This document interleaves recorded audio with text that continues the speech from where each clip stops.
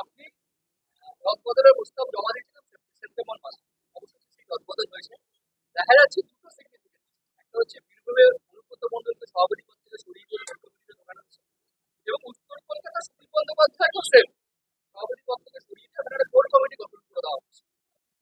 দলের সিদ্ধান্ত ধরুন এখন জেলা স্তরে হচ্ছে, পরবর্তীকালে বিভিন্ন ব্লক স্তর থেকে শুরু করে টাউন স্তরে আমরা পর্যালোচনা করে দলের মধ্যে আলোচনা করে সবার সাথে কথা বলে জেলা স্তর থেকে শুরু করে ব্লক স্তর সবার সাজেশন নিয়ে অন্য পরবর্তীকালে আমরা করি।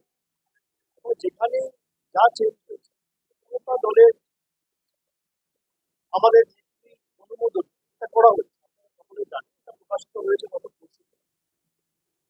এবং কোথায় কি থাকবে কি না থাকবে পারফরমেন্সের বেসিসে বিগত দিনে কিভাবে তারা কাজ করেছে, অনেক জায়গায় অনেকে এমপি হয়ে গেছে, তাদেরকে জেলা স্তর থেকে সরিয়ে এসে রাজ্যে নিয়ে আসা হয়েছে।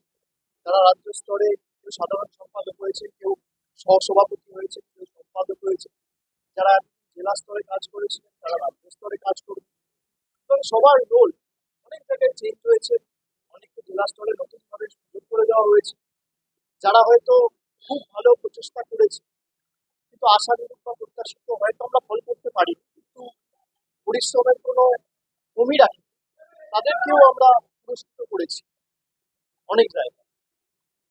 দল যারাই পরিশ্রম করেছে, যারা দলের জন্য প্রাণপাত করে নির্বাচন থেকে শুরু করে সারা বছর মানুষের কাছে সরকারের ইতিবাচক জনসেবামূলক কাজ কর্মসূচি নিয়ে মানুষের দুয়ারে পৌঁছেছে, তাদের সকলকে যথাযথভাবে দল পুরস্কৃত করার চেষ্টা করেছে। এবং আমাদের সকলের লক্ষ্য ছিল যে সবাই মিলে ঐক্যবদ্ধ হয়ে যাতে কাজ করে। আপনি উত্তর কলকাতার ক্ষেত্রে বা বীরভূমের ক্ষেত্রে যেটা বলছেন, সেখানে নেতাজি ইন্ডোরে মমতা বন্দ্যোপাধ্যায় নিজে বলেছেন যে কোর কমিটিতে যারা ছিলেন সেখানে অনুব্রত মন্ডলও থাকবে। গতকাল কোর কমিটির মিটিংও হয়েছে বীরভূমে, আপনারা দেখেছেন। এবং উত্তর কলকাতার ক্ষেত্রে সুদীপ বন্দ্যোপাধ্যায় চেয়ারম্যান রয়েছে, সেখানে 7 জন এমএলএ, তার সাথে অ্যাডিশনাল 2 জন ট্রেড ইউনিয়নের স্বপন সমাদ্দার এবং জীবন শাহ, তাদের 2 জনকে সংযুক্ত করা হয়েছে এবং 9 জনের একটা কোর কমিটি করা হয়েছে।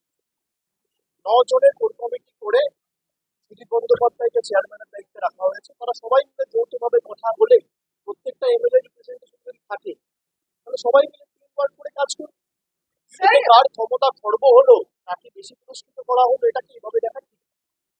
বীরভূমের ক্ষেত্রে দেখা গেল কোর কমিটির মধ্যে বৈঠক করেছে, কিন্তু উত্তর কলকাতায় একটা হবে দুদিন আগে 48 ঘন্টা হয়নি। আসলে আপনাদের এক্সপেকটেশনটা তৃণমূলের কাছ থেকে এত হাই হয়ে গেছে যে একটা কমিটি রিলিজ করার পর আপনারা চান 24 ঘন্টার মধ্যে একটা বইটা পান। এবার কেউ কোন প্রান্তে রয়েছে, কেউ রয়েছে কলকাতায়, কেউ রয়েছে কোনো জেলায়, কেউ গেছে কোনো তীর্থস্থান ভ্রমণে, সবাইকে তো 1 ছাড়ার আসতে 2 দিন টাইম লাগে। তো নিশ্চিতভাবে বীরভূমে যেমন গতকাল হয়েছে, অপেক্ষা করুন, নিশ্চিতভাবে উত্তর কলকাতাতেও হবে।